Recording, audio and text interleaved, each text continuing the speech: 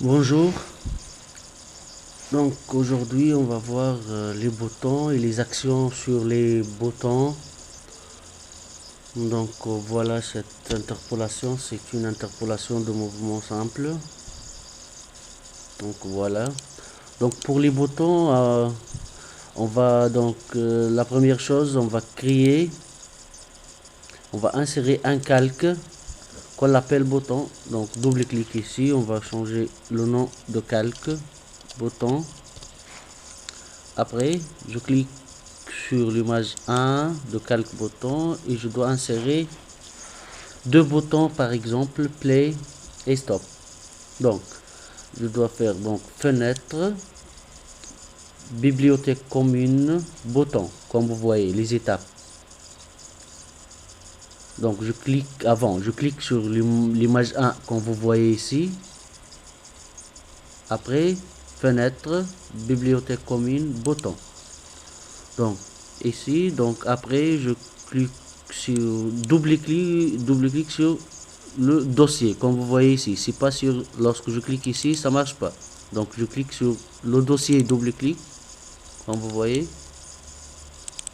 Après je dois insérer, par exemple ça c'est le bouton play, je vais glisser ce bouton et par exemple ça c'est bouton stop et je dois le déplacer.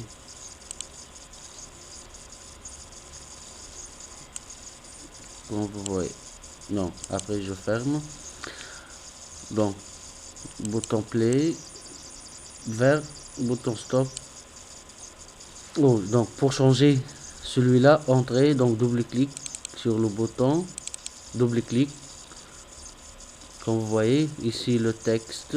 Donc je dois cliquer ici pour changer. Donc comme vous voyez, il faut que le texte doit modifiable. Donc je clique, double clic. Non, pour, donc on est play par exemple par le rouge, et la même chose pour, donc je reviens ici séquence 1, donc après double clic, la même chose pour bouton stop, donc double clic,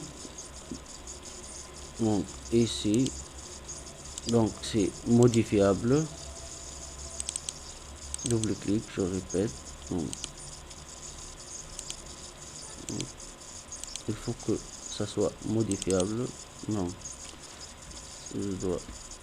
j'écris stop,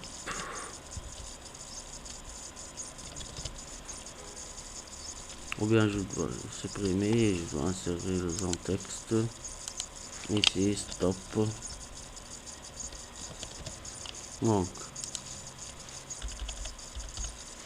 Donc je reviens à séquence 1. Donc ces deux boutons, donc comme vous voyez,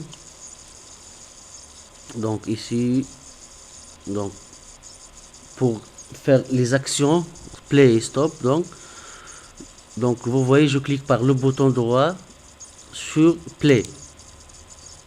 Donc après il faut vérifier que le calque doit sélectionner, comme vous voyez le calque bouton est sélectionné. Donc bouton droit sur le bouton play, action, donc assistant du script, donc il faut que doit être comme ça, donc plus fonction globale, contrôle scénario et play. Donc on relaise play, comme vous voyez. La même chose, stop, bouton droit, je vérifie que le calque est sélectionné, action, donc ça c'est fonction globale, contrôle scénario, c'est stop. Donc contrôle entrée, je dois vérifier. Donc contrôle entrée, je dois vérifier mon travail. Donc je répète, contrôle entrée. Donc stop, play, stop, play, stop, play. Donc comme vous voyez l'animation, donc de l'image 1 jusqu'à l'image 50, après l'animation, elle va revenir à l'image 1.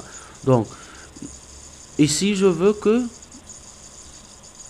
l'animation doit s'arrêter à l'image 1. C'est-à-dire termine l'animation jusqu'à l'image 50. Après, elle va s'arrêter à l'image numéro 1. Donc ici, donc bouton droite sur l'image 50 et je dois faire une action sur l'image 50. Donc l'image 50, donc je dois faire un go-to, c'est-à-dire attendre et arrêter. C'est pas attendre et lire. Donc lorsqu'elle va atteindre l'image 50, elle va arrêter. D'accord? Donc on va voir maintenant. Donc contrôle entrée. Donc stop, play. Donc l'animation, comme vous voyez, elle va s'arrêter à l'image numéro 1. Donc play. Donc lorsqu'il termine l'animation, maintenant, elle va s'arrêter à l'image numéro 1. Elle attend qu'on clique sur play. D'accord, donc c'est très facile. Donc les actions sur le bouton. Donc la première chose, on va créer un bouton. Après, comment peut-être fenêtre, bibliothèque commune, bouton, je dois insérer les boutons, je dois changer de texte, même je peux pas, si vous voulez, c'est donc vous changez pas les noms ici. Donc le plus important c'est l'action.